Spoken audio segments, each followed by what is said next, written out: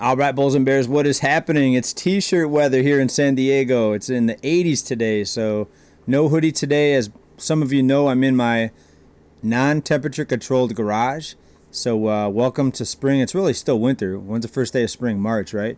But it's very nice here in San Diego, 80-something degrees. So hope we all are doing well. A lot of financial economic news to get caught up on today. We've got a huge announcement with the tax cuts. And we've got another plunge in consumer confidence. We're going to talk about that. The stock market, the housing market, of course, inflation data. A couple stories here with consumers barely scraping by and some not scraping by. We're going to talk about what's happening here in San Diego and some other things as well. Please make sure you're subscribed. Button right over here. Let's go ahead and get into it right now. Another plunge in consumer confidence. The biggest monthly decline since 2021. This is another report. So do people need to give it a little more time, because it's only been a month since the new administration? But maybe people are seeing everything adding up here with the layoffs, with the rising egg prices. Egg prices went up again. More bad news basically than good news from what we see, and the cuts that are being implemented right now, and the job cuts, those can take years to actually show up in the economy with less government spending. Up until now, though, it's been endless borrowing to basically mask over the shortfalls with tax receipts or tax income, right? Because if the system could only operate on what people paid in taxes, then everything would have crashed a long time ago. It's the ability to go further into debt as a country and even as individuals that's kept things from imploding. Of course, the financial crisis 2008, the opposite happened. It was very hard to get a loan, right? The money spigot basically got turned, if not turned off completely, turned down very low. So it got turned down to a trickle, basically. I'm trying to think of the words to describe. They didn't completely shut off the lending, but if you lived through 2008-9 financial crisis, you remember it was very difficult to get a loan.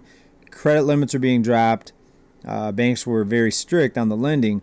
The opposite is happening now. It's easier than ever to get a loan. You could say it's a little more difficult because of the high debt levels, right? But let's get into this here. The latest evidence comes out of the Conference Board's Consumer Confidence Index for February, just released yesterday, Tuesday. The index fell to 98.3, falling for the third straight month, but the largest monthly decline since August 2021. That's going back a few years, folks. As expectations for inflation in the year climbed. This coincides with the trends reflected in the University of Michigan consumer study. I think we talked about that 1 or 2 weeks ago. So another survey and another decline in consumer confidence. So where's all the optimism that started back in October? Things are starting to fade very rapidly as people see economic reality, as they look at their bank accounts, they look at the cost of everything, and they're not seeing the plunge in the cost of living as they were promised. And do I think it's way too early? Yes, it's very early. I mean, we're just now seeing the January numbers, and we're yet to see what's even happening in February as far as the data and the numbers go. Of course, those will come out in mid to late March, and we'll be on top of those for you. But let's get into some other news here. The U.S. dollar holding up strong, as basically the tariffs are kind of a backstop or an underpin for the dollar. And we saw the BRICS nations out there for years talking about shifting away from the dollar.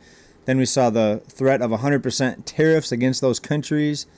So it kind of broke the alignment with those countries, because some were saying or speculating that the U.S. was going to jump right on board with de-dollarization, even though that's our reserve currency. So that would be a silly thing to do unless you were purposely trying to crash the U.S. economy. So we know nobody wants that to happen on their watch.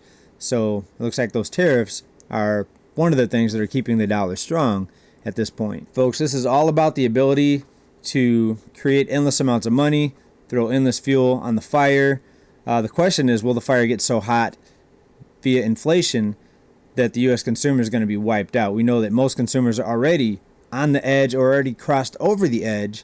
And speaking of crossing over the edge, look how much worse things got here in San Diego. Let's get into this next. And basically another year and another situation where we've been correct here on this channel. We've said things are going to continue to get worse. That means more people homeless versus the year prior. San Diego's homeless count reveals another 3% rise, highlighting ongoing shelter strain. This just came out in the last few weeks. And every year we see more money thrown at this, but we're not really seeing any solutions. We're not seeing tiny home villages put up here, right? So where's all the money going, right? And not just here in San Diego, but when you look at things on a larger scale, and that's what's going on with the audits right now. Where's all this money going, right? A lot of times it's going towards things you can't even imagine, and a lot of times it's going towards people who shouldn't even be getting it. California gives San Diego $25 million for homeless services as things continue to get worse. And we see this every year, millions and millions of dollars thrown at this. No tiny home villages. Maybe there's more homeless shelters, but those shelters are filled up and overflowing and full. The food banks are running low, not just in San Diego, nationwide. So will things continue to get worse? Or with everything we're seeing right now with this reduction in spending, and now we've got the tax cuts were just approved again here. Let's get into that next. And here's a headline that kind of says what's going on here. The House passes the budget targeting Medicaid and food aid to pave way for tax cuts, folks. This is insane. So even though they can print money, borrow money for whatever they want to hand out wherever they want to across the globe, they need to cut programs here in the U.S.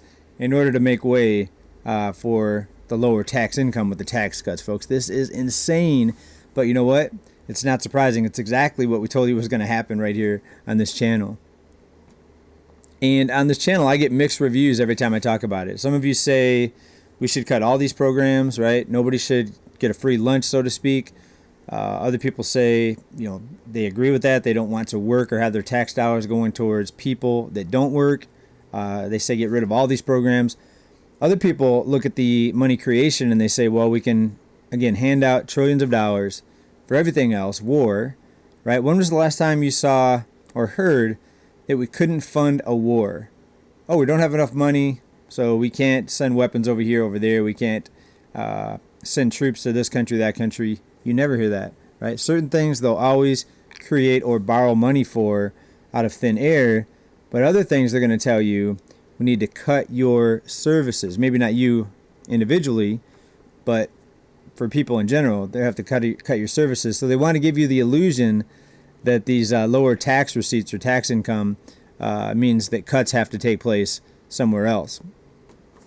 And I'd say about 99.99% of people actually fall for it. It might be the only people here knowing how it really works is here on this channel, unfortunately. But that's just the way it is in society right now. All right, so now a lot of people are just going to be debating if the tax cuts are good, are they bad, should we even have tax cuts? But in the background, we know that it's all nonsense, folks. This is all, what do they call it, a dog and pony show. It's all a scam. It's all smoke and mirrors. And what's happening right now in the House is they're having kind of a showdown as to how long these tax cuts should be extended, right? Some people want these tax cuts to be permanent, but here's the thing. They can always come in and reverse this with the new administration a few years down the road. There's measures that they can take to actually reverse these, even though they're going to be called permanent. Nothing's ever permanent. And I should say that nothing's ever permanent when it comes to monetary policy, unless you want to say more spending is permanent. If that's the case, yeah, but even that's getting worse and changing. The House adopted a resolution on Tuesday evening that would provide about $4.5 trillion for tax cuts over the next 10 years. Why are we talking about 10 years when this can all be reversed in a few years, folks? This is a big nothing burger. I mean, it's the news, so it's what we have to talk about. It's what the biggest news story probably of the last couple days as far as finance economics. But it's really a nothing burger when you think about the big picture here. Working to eventually making these tax cuts permanent, the Senate adopted a narrower completing resolution earlier this month that would leave taxes for a second bill to come later.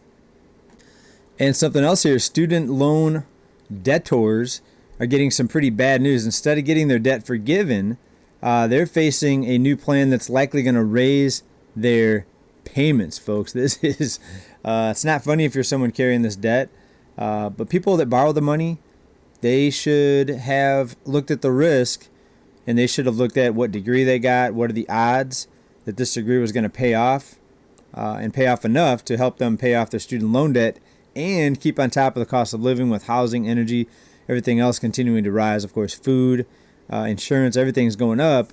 So really think about your degree is what I would argue to younger people. Really think about the field of work that you're getting into. Is it something that's always going to be in demand, right?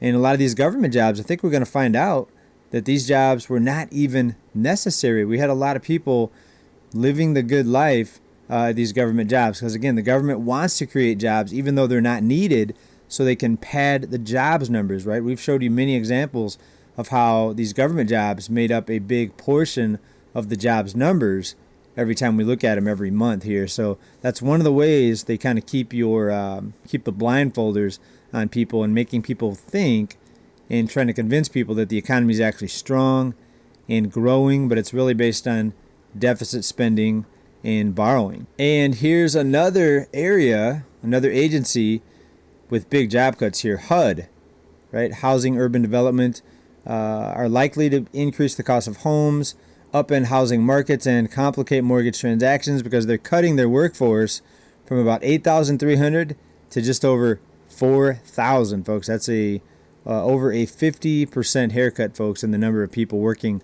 at this department. So it continues to expand.